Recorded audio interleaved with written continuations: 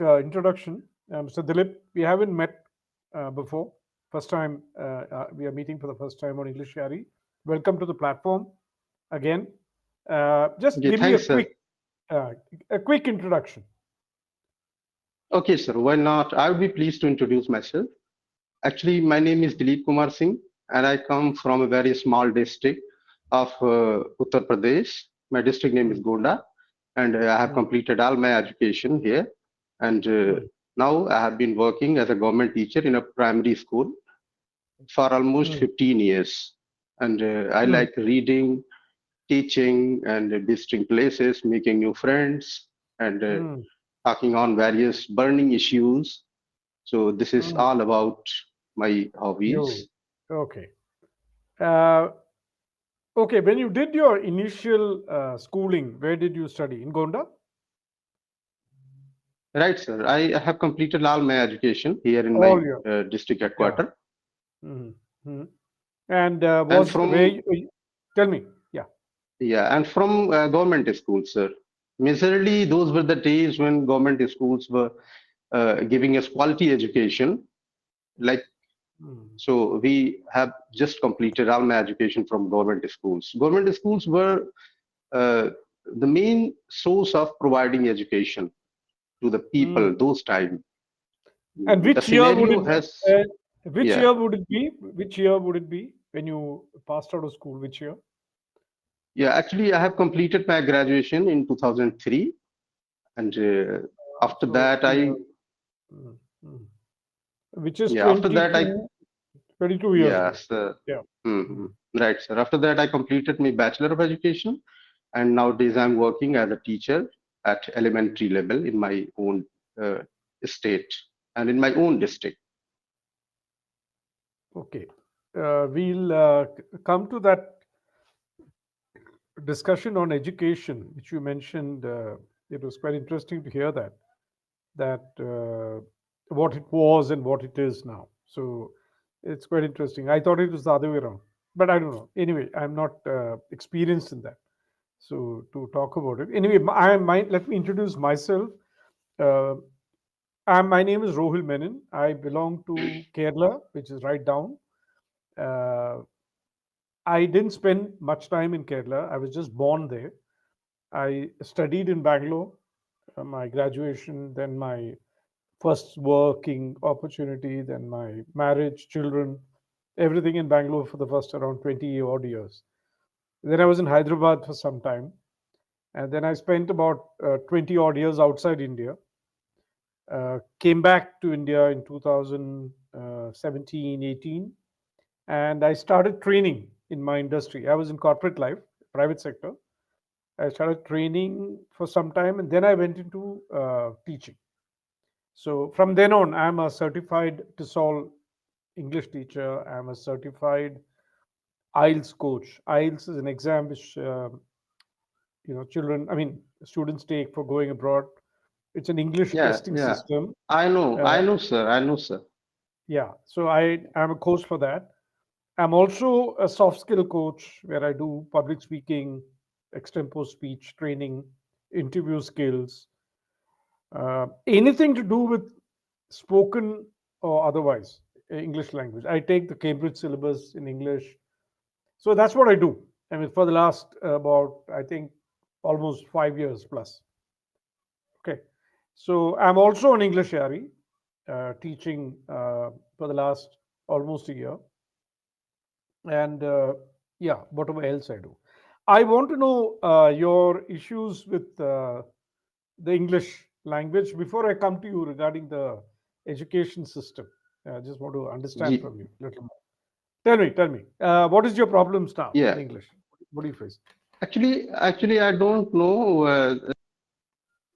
interacting in English. I want to just level up my level in terms of spoken English. And I also want to just boost my morale. This is my main motto behind joining this application. Hmm. Yes, sir. This So, is my okay, main problem. yeah. So I can say that you want to improve your speaking skills or refine it or whatever, and two, gain confidence in Mm. English, right? Okay. Yeah, sir. Yeah, right, sir. Tell me about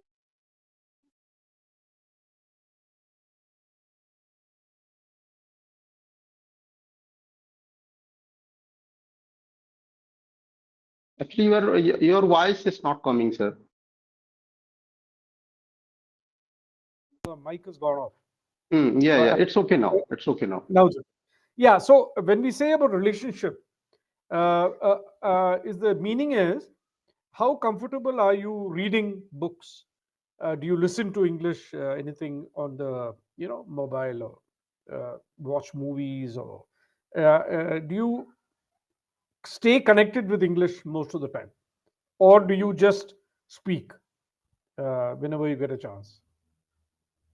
Yeah, whatever free time I have, I just want to stay connected with English content through YouTube, and I definitely watch most of the time English content. Hmm. So, and Very good. because I have very less time left for reading, so Hmm. I Hmm. generally go through newspapers and I just read and have a quick look early in the morning. And Hmm. otherwise, the rest of the day, I don't get enough time to read anything. Like I keep myself Okay. busy in teaching. Yeah. Okay, sir. What do you teach? What do you teach, Mr. Dilip? What is your subject? Basically, sir, I'm just teaching at elementary level. So you know that most of the subjects which are offered to us, we are comfortable in teaching that because the level of the students are not too high. So I'm Hmm. comfortable to teach, I think, any subjects at this level. But if I talk about my core of interest, then SST and English has been my core of interest. I like teach Ah. all these, yeah, Hmm. all two Hmm. Hmm. subjects throughout the Hmm. day. Okay. Okay. So, do you teach in English or do you teach a mix of English Hindi? How's it curriculum? I mean, the medium of instruction. How's it in school? No, sir. Actually, Hindi works well here in our schools, I and understand we teach everything in Hindi. Hindi. My area is dominated by Hindi-speaking people, so but I'm more natural and more fluent in teaching in English, and often I Hmm. use most of the words in English. So it becomes problematic for me. But Okay. yeah, but Hindi is spoken here. Hindi is the main medium I of understand. teaching here. I have a lot of students from UP itself, UP, Haryana, Delhi, MP, Rajasthan, quite a lot. I would say very high percentage of students are from, the heart of India that way. Very few from the south, yeah, then the rest of India, east and so on. So I know that they're not used to conversing in English on a sort of day-to-day basis. I agree. Okay, coming back to the topic of education, you said something about education uh, was better earlier in government schools compared to now.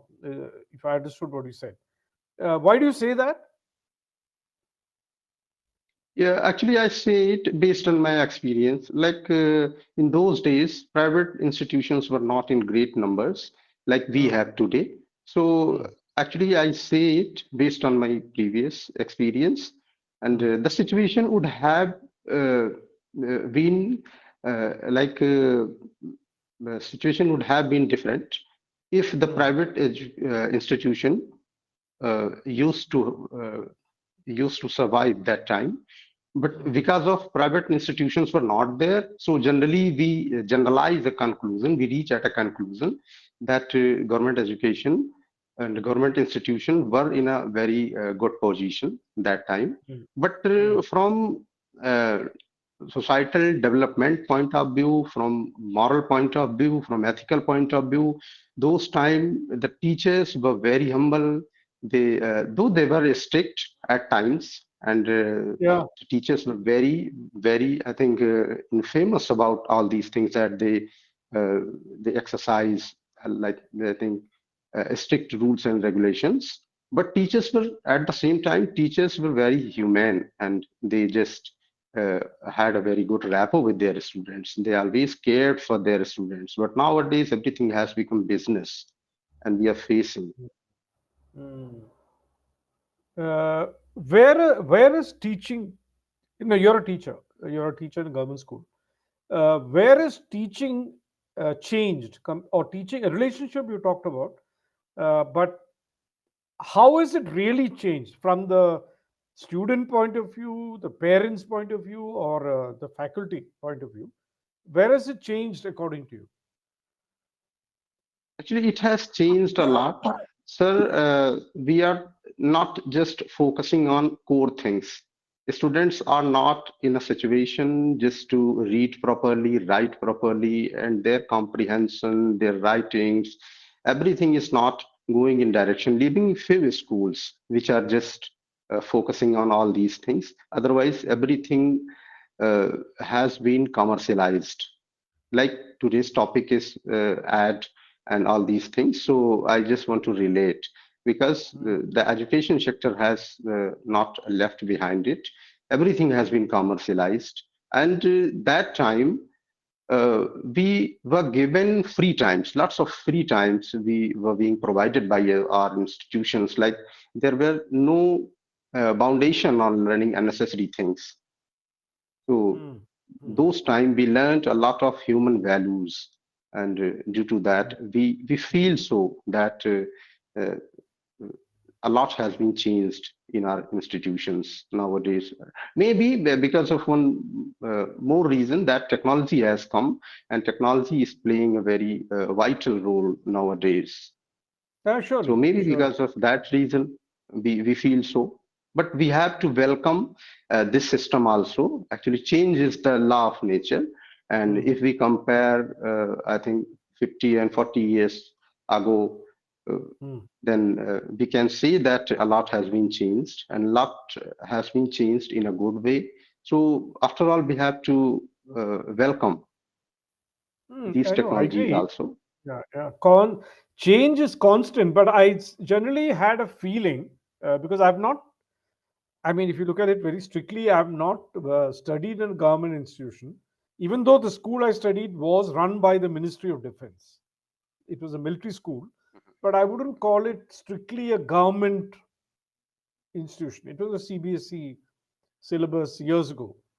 Now, generally, I got a feeling that those simple values you talked about, parent, not parent, teacher, student relationship, respect for the teacher, uh, you know, uh, that old style of teaching still prevailed in a government school. The private sector has changed definitely with technology and faster pace of learning. Methods of teaching have changed. I'm sure syllabuses are being offered, which are very varied compared to what it used to be. But I still thought the government schools remained more or less the same, you know. But doesn't seem to be the case. What you're saying. But tell me, the finally, even if there is change in the attitude of students or teachers or the management, how's the final product? How does the child come out of school? I mean, what is he geared up for? Is he able to face the challenges outside? What do you think? Yeah, actually, we are facing a lots of problem these days. Even the renowned institutions in our cities and in many cities of India, and I'm just talking about UP government, like Hmm. major cities and the major renowned institution, which used to be earlier, they are facing a crunch. I think crunch of a student, like students is decreasing in number. So Hmm. we are not getting quality, I think, students from from sound background. We are just facing uh, students are not coming in our schools to take admissions. So first of all, the main thing is out of a school. In our schools now, we are facing lots of problems. So though the government is focusing a lot to bring the student back in our schools, because the large number of students have fled from government schools and they have taken admission in private sector Private due schools. to, Yeah. yeah, private schools. And though the government system is also responsible, we the teachers at times are responsible because the whole atmosphere has changed. we are just getting students from a very lower strata of society.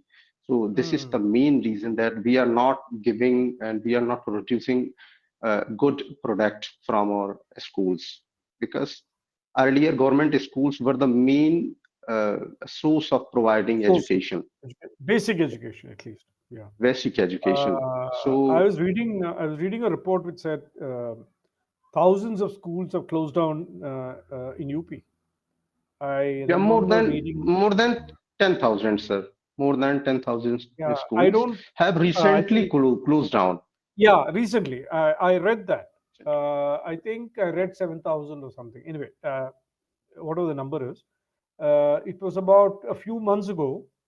I remember reading that X thousand numbers had closed down in UP itself. Because I don't know about the other states. But yeah, I mean, this is true. Most parents think private education is far superior. Hmm? Even if they have to invest a lot more money because it costs private Heavily, education sir. heavily. At the higher you go in the metros, for example, like Bangalore or Delhi or Bombay, the cost of private education is exorbitant. It's not even costly. It is beyond imagination. That people Beyond all can afford limit. Yeah.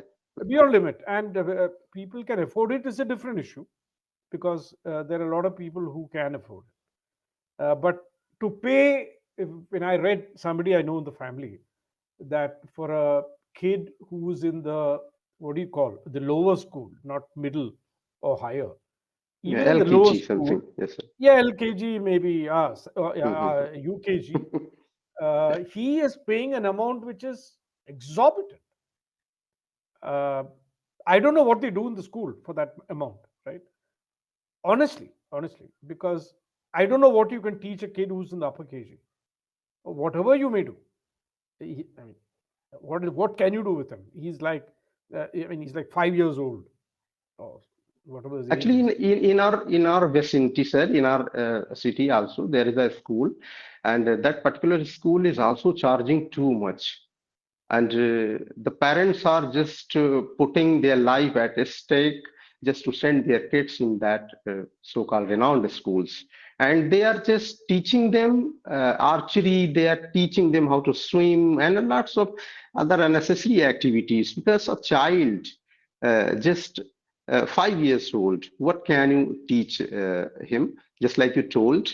So actually it's not understandable for a common person that uh, what will they teach such students at this stage and at this fee like exorbitant, which are not easily payable by common person. No, not at So all. I mean, even a middle class person will find it very difficult to educate two children in those schools. I mean, maybe one they may manage somehow, but I don't know how people fall into this thinking that you pay more, you get better education. I don't know that because uh, the school I went to was one of the finest schools in terms of facilities. It had not only education but also it was CBSE, but we had a 65-acre campus oh run my by the god. Ministry of Defense, offering facilities which you cannot even imagine in private schools. To be honest, because we had every sport, including sports which other schools don't have. We didn't have archery, but because those days it wasn't there. But we had everything else, and I spent 8 years in that school, and at a very very nominal cost, very very nominal cost. Because it was a military school, the children of non-officers were given free education, free for 8 years. The only expense they had was pocket money because it was a residential school. The children of officers, because my father was in the army, so he was an officer. The children of officers, you had to pay depending on the rank of the officer. So, suppose you're major, colonel, or brigadier, whatever your rank may be, the higher the rank, the higher the fee. Even then, the fee was very nominal. And uh, not only that, the facilities were common to everyone. There was no discrimination at all. Most of the students were from North India. My Hindi is very good because of that. I learned Yeah, Hindi in school. that is why, sir, that is why you know a lot about UP and other northern Indian states. You know very well, I think, because you No, have no, moved. I'm no, no. I mind. No, I can speak Hindi fluently for a South Indian. I mean, I'm not a big reader of Hindi or anything, but my speaking in Hindi came because of my classmates. So I learned English outside class. I learned Hindi in school. Okay, and why I say outside classes, I was exposed to debates and elocution and recitation and dramatics because we had all of that, and that was a grounding for me at that time, years ago. But my the point really I'm making is all these facilities were given to us at a cost.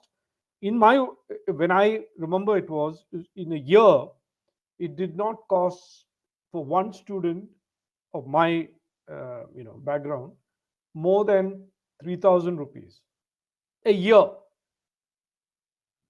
It was A year. very less, and nowadays we cannot imagine such facilities at this rate and anything like those skills which they taught you at that age. It was really Yes, commendable and really exactly. appreciating. Yeah. We can just imagine it that how was it possible?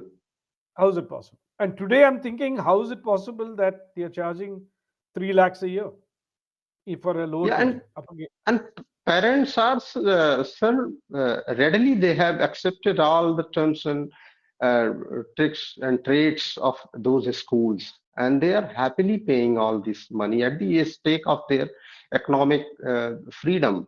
Like they are compromising uh, their budget. I think they are not allocating on their essential needs in order to just teach their kids. They're compromising a lot, even their life are being compromised. So, your voice is not coming again. Going away. Maybe it's my book. Yeah, One yeah, second. yeah, right. Yeah, it's okay Yeah. now. So, uh, but my point is, you also have to see what they gain by investing so much of money in education at that level. Two, you can get equally good education in average schools, but the fact is society has changed where there is a lot of snob value. Snob value means my child is going to Mhm. that school, his Yeah, yeah, child is sir. going.